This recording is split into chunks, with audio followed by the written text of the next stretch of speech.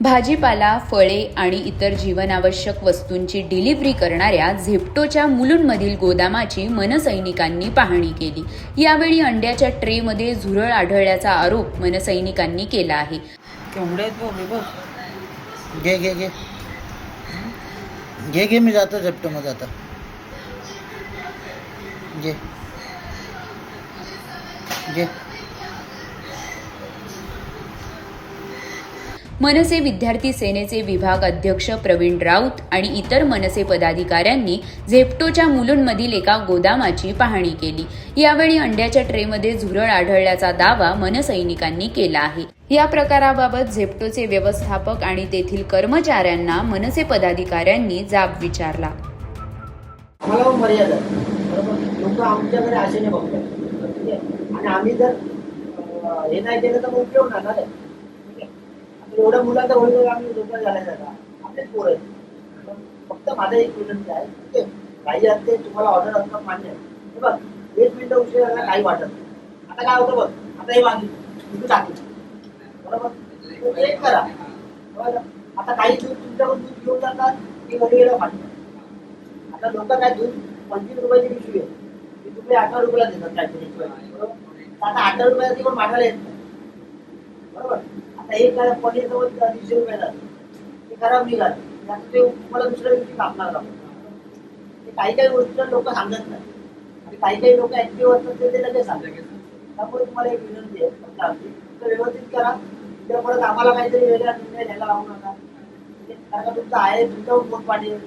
आम्ही उद्या कंप्लेंट केली की तुमचं सगळं होतं. तुम्ही पण सहकार्य करा, आम्ही पण तुम्हाला सहकार्य करतो. तुम्हाला काही प्रॉब्लेम असेल, कंपनी ऐकत नसेल किंवा काय बिनधास्त सांगा, आम्ही कंपनीचे बोलतो. तुमचं मेल कोण असेल त्याच्याचे आम्ही बोलतो. फक्त तुम्हाला जर काही प्रॉब्लेम असेल आम्ही तुमचं पण नाव नाही.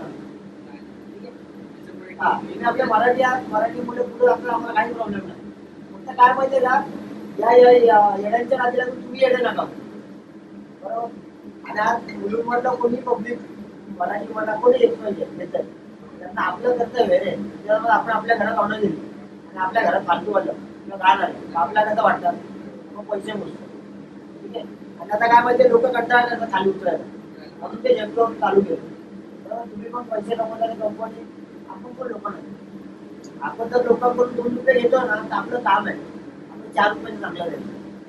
तुम्ही 2 रुपये पण घेणार आणि 50 पैसे देणार असं नाही झालं, ठीक आहे. फक्त बघ काय ऐका, तुमच्या ना तक्रारी खूप आलेल्या आहेत मुलांच्या. तुम्ही बाईक ना डबल टिबल लावतात, ठीक आहे. कारण नाईलाजाने काय माहिती आहे, हे 3-4 वेळा सांगून झालंय कंपनीला, ठीक आहे. त्याच्यानंतर तो ऐकणार नाही मॅनेजरचा किंवा वॉचमॅनचा, तरी त्याचा ID कॅन्सल करणार. तर काय माहिती आहे का, तिकडच्या लोकांच्या खूप तक्रारी आल्या तुमच्यावर. आता तुम्ही आपले मराठी पोरं आहात, आपली मुलांची पोरं आहात. तर काय माहिती आहे का, आता ही बंद व्हायची वेळ आली, तुमची कंप्लेंट पण भरपूर वेळ आली, ठीक आहे. आता ही जास्ती वेळ त्यांना सांगितलंय, याच्यापुढे कंप्लेंट आली तर कवरचा बंद होईलच. तुमच्या मुलांच्या पण पोटावर पाय पडेल. आता तुम्हाला पोट भरायचं आहे त्या कंपनीला वाचवायचं आहे तुमच्या हातात.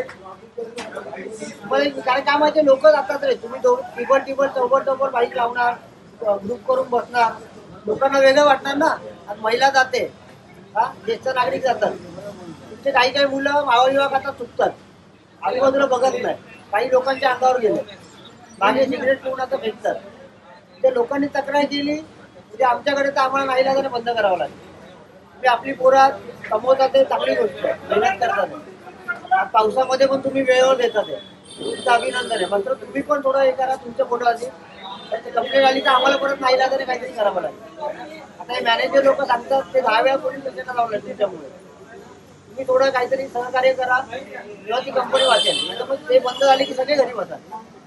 आणि हा एक स्टोर बंद नाही होणार, आजच्या मुलीमध्ये सगळं बंद करणार. कारण त्यांच्या पार्सलमध्ये पण थोडा प्रॉब्लेम झालेला आहे, काय जंतू बिंतू आढळतात. आता एक प्रेमाने त्यांना सांगितलंय, तुम्ही पण सहकार्य करा कंपनीला, कंपनी तुम्हाला सहकार्य करेल, ठीक आहे. फक्त एवढं सहकार्य करा, याचं तुम्हाला बोलवलं. फक्त आतमध्ये लावा ना गाड्या, काय प्रॉब्लेम नाही. आणि ग्रुप नका करू, ग्रुप करायचं ना पुढे येऊन करा, करू काय प्रॉब्लेम नाही. गप्पा मारा, फक्त इथे नका करू, लोकांना त्रास नका देऊ. नुकसाना पण 10 वेळा बघा. एवढी फक्त एक विनंती आहे तुम्हाला सगळ्यांना, ठीक आहे.